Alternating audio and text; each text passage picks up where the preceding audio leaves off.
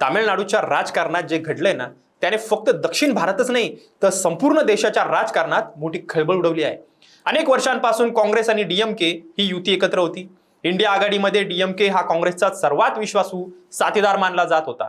राहुल गांधी पंतप्रधान व्हावेत अशी भूमिका जाहीरपणे मांडणारे एम.के. स्टॅलिन हे काँग्रेसच्या बाजूने ठामपणे उभे होते. पण निवडणुकीच्या निकालानंतर अचानक सगळं चित्र बदललं. थलपती विजय यांच्या टीव्हीके पक्षासोबत काँग्रेसने सत्ता स्थापनेचा निर्णय घेतला आणि डीएमके सोबतची जुनी मैत्री एका क्षणात संपुष्टात आली. त्यामुळे आता देशभरात एकच प्रश्न विचारला जातोय, काँग्रेसने राजकारण केलं की विश्वासघात केला? पंतप्रधान नरेंद्र मोदी यांनी सुद्धा या मुद्द्यावर काँग्रेसवर जोरदार हल्ला चढवला. बंगलोरमधील भाषणात त्यांनी स्पष्ट शब्दात म्हटलंय की काँग्रेस आपल्या मित्रपक्षांनाच संपवते. त्याच प्रश्नावर आज आपण चर्चा करणार आहोत की काँग्रेस खरंच मित्रपक्षांना संपवतो का? नमस्कार, मी आपल्या सर्वांचा मित्र अक्षय ताटे आणि आपण बघतायत सत्य पे सत्ता. प्रश्न तुमचे, आवाज आमचा. आज संपूर्ण जनता हाच प्रश्न विचारतीये की काँग्रेसने खरंच विश्वासघात केलाय. या प्रश्नावर काँग्रेसचं म्हणणं वेगळं आहे. काँग्रेस नेते सचिन सावंत यांनी या सगळ्या आरोपांना उत्तर देताना भाजपवरच गंभीर आरोप केलेत. त्यांच्या मते भारतीय जनता पक्षाला देशात एक अधिकारशाही हवी आहे आणि काँग्रेस हीच एक ताकद आहे जी भाजपला रोखू शकते. त्यामुळेच मोदी प्रत्येक भाषणात काँग्रेसवर हल्ला करतात. सावंत यांनी उलट भाजपलाच विचारलं की गद्दारीचा आरोप करण्याचा अधिकार भाजपला आहे का? कारण एनडीएतील अनेक मित्रपक्ष भाजपामुळे कमजोर झाले, फुटले किंवा संपले. महाराष्ट्रात शिवसेना फुटली, बिहारमध्ये नितीश कुमार यांना दुय्यम स्थान मिळालं, तर अनेक राज्यांमध्ये भाजपाने मित्रपक्षांना संपवण्याचा प्रयत्न केला. पण तामिळनाडूमध्ये काँग्रेसने अचानक टीव्हीके सोबत जाण्याचा निर्णय का घेतला? यामागेही काँग्रेसने काही कारण दिली आहेत. काँग्रेसचं म्हणणं आहे की डीएमकेने अनेक वर्ष युती करूनही काँग्रेसला राज्यात वाढू दिलं नाही. मंत्रिमंडळात योग्य स्थान नाही, जागा वाटपात मर्यादा आणि स्थानिक नेतृत्वामध्ये असलेली नाराजी या सगळ्यांमुळेच काँग्रेसच्या स्थानिक नेत्यांमध्ये अस्वस्थता वाढत होती. टीव्हीकेने काँग्रेसला अधिक जागा आणि अधिक सन्मान देण्याची तयारी दाखवली. त्यामुळे स्थानिक पातळीवर काँग्रेस कार्यकर्त्यांची इच्छा टीव्हीके सोबत जाण्याची होती. मात्र हायकमांडने डीएमके सोबतची जुनी मैत्री लक्षात घेऊन शेवटपर्यंत युती टिकवण्याचा प्रयत्न केला. पण निकालानंतर परिस्थिती बदलली आणि काँग्रेसने टीव्हीकेला पाठिंबा दिला.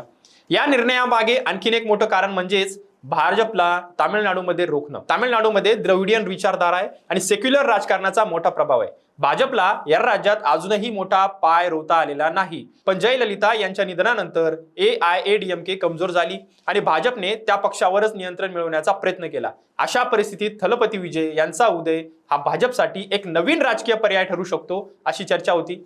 विजय यांनी प्रचारात भाजपला आयडियोलॉजिकल शत्रू म्हटलं होतं. त्यामुळेच काँग्रेसने टीव्हीके सोबत जाणं म्हणजेच तामिळनाडूमध्ये सेक्युलर विचार टिकवण्याचा प्रयत्न असल्याचं सांगितलं जात आहे. पण इथून पुढे खरी लढाई सुरू होणार आहे. कारण काँग्रेसच्या मते भाजप फक्त एक पक्ष नाहीये, तर संपूर्ण सिस्टीम बनली आहे. राज्यपाल, निवडणूक आयोग, तपास यंत्रणा, मीडिया आणि सोशल मीडिया या सगळ्या माध्यमांचा वापर करून विरोधकांना संपवण्याचा प्रयत्न होत असल्याचा आरोप देखील काँग्रेसने केलाय.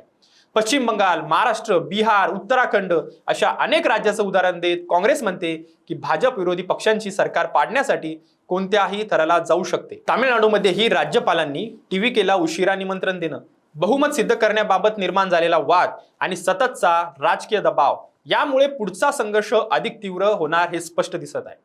आज देशात एक मोठा प्रश्न उभा राहत आहे. भारत लोकशाहीच्या दिशेने चाललाय की पद एक अधिकारशाहीच्या दिशेने? भाजप देशभरात विस्तारत आहे, तर दक्षिण भारतातील राज्य भाजपला रोखण्याचा प्रयत्न करत आहेत. कर्नाटक, तेलंगणा, केरळ आणि आता तामिळनाडू या राज्यांमध्ये काँग्रेस आणि इतर प्रादेशिक पक्ष भाजप विरोधात एकत्र येताना दिसत आहे. काँग्रेसचं म्हणणं आहे की 2029च्या निवडणुकांमध्ये दक्षिण भारत निर्णायक भूमिका बजावणार आहे. कारण उत्तर भारतात भाजप मजबूत झाली असली तरी दक्षिण भारत अजूनही भाजपसाठी सर्वात मोठं आव्हान आहे. तामिळनाडूमध्ये हा राजकीय भूकंप फक्त सरकार बदलण्यापुरता मर्यादित नाहीये. हा संघर्ष आहे विचारसरणीचा. सेक्युलर विरुद्ध हिंदुत्व, प्रादेशिक अस्मिता विरुद्ध केंद्रीकरण आणि लोकशाही विरुद्ध एक अधिकारशाही. त्यामुळे पुढच्या काही वर्षात तामिळनाडूचं राजकारण देशाच्या भवितव्याचा केंद्रबिंदू ठरणार आहे.